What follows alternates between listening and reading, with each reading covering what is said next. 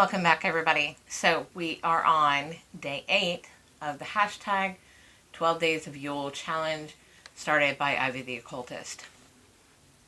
Today we are talking about spirits of Yule that we work with. So spirits that we work with this time of year. I'll be honest, I really don't have spirits that I only work with in one time of the year. What happens is our work changes. What we're doing changes. So during the more wintry, colder seasons, for example, my Nisse, and they are more indoors and more inside the home space versus out on the land, which is really interesting. It's caused a little bit of havoc this year. There's some higher activity than normal. It's one of the things I'll get into in our last video, is what's going on with our Nisse and where that's going to take me.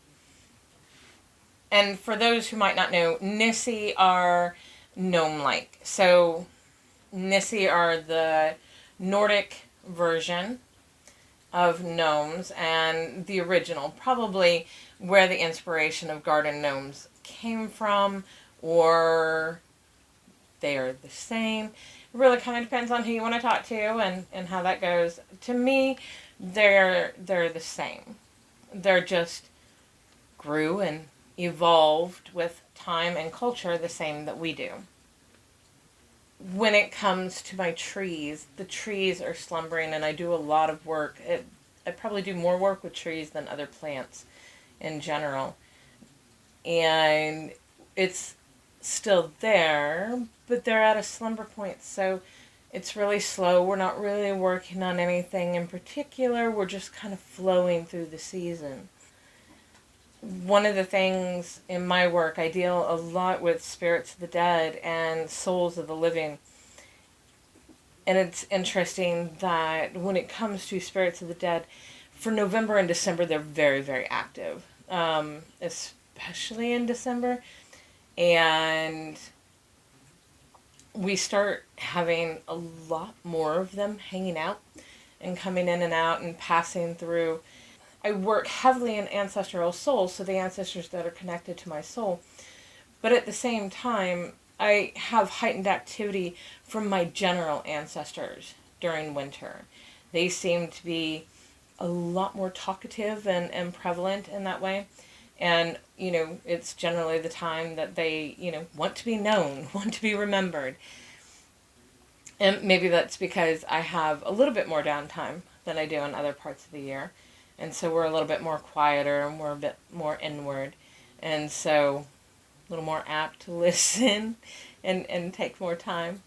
So, but, those are my experiences as far as spirits of this time of year. It's not so much that I have certain spirits I work with at this time of year. Just changes a little bit. It changes where we're at, what we're doing, and what that relationship looks like during that season. There has been an interesting development, though. So in the small ravine behind our house, it's this tiny ravine. It kind of is in a Y shape coming down because it's got a natural spring that's feeding that, and so when it rains, and it's just like waterfalls coming down that side. And the other day I noticed something and I felt something, and I hadn't felt it before, and it's something new, and I kind of want to say it's a small troll, but I don't know yet. I'm just at the beginning parts of figuring out what it is, but it's definitely like very earthy, very elemental kind of a feeling, yet has a very little people kind of a feeling to it too. And a very Nisse kind of a feeling, kind of the way that I feel Nisse, very elemental and tied to the land, but at the same time, very humanistic too. Very fae-like, very little people. So I don't know where that's going. But it just showed up, and it showed up now at winter. So I'm not sure. It's definitely something I'm going to be talking about more the more that I explore and connect with it I have not really spent that much time yet because, like I said, it just recently happened, and so I'm kind of feeling it out to see what that is. But who knows? Maybe they're only something around for the winter. Kind of doubt it, but definitely something interesting. Something different, a different type of land spirits hanging out here. I'm keeping this one pretty short because I just don't have, specific ones for Yule. I think, if anything, probably my Nisse would be more Yule than anything, just for the simple fact that they're super present in the house. And when it's warm outside, they're generally out on the land and playing with the trees and tending in the, foresty area and up and down the mountain. But, yeah, in the winter, they're really heavy in the house, which is cool. And I'm not saying it's not a bad thing.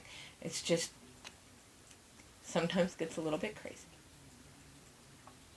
So yeah, I am loving watching everybody's and hearing their different ways that they're connecting to different things during Yule, practices and views and what spirits they're working with. Because I find it fascinating, because I don't have particular ones that are just for a set time of year. I do find that fascinating that other people do. And so I'm really enjoying your stories. Thanks for sharing. Yeah. Okay. So tomorrow is Glamour. I don't really do a lot of glamour magic. I'm thinking about it. I'm not sure. I may put one out tomorrow. I may not. Definitely going to be doing the rest of them, though. Have a great one.